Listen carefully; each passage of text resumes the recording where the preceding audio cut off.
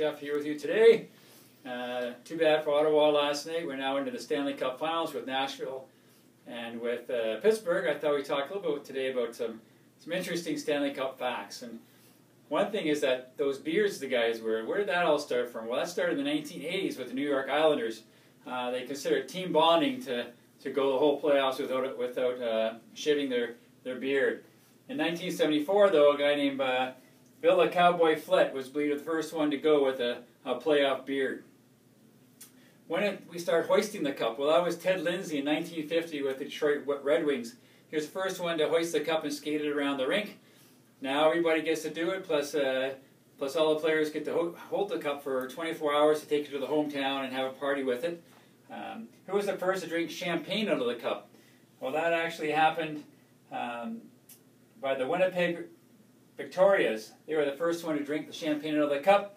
The first cup was actually won in 1893 by the Montreal Amateur Athletic Association Hockey Club. The original Stanley Cup was retired in 1963 but became too brittle and was being damaged every time they hoisted it up, so it is actually in the Hockey Hall of Fame.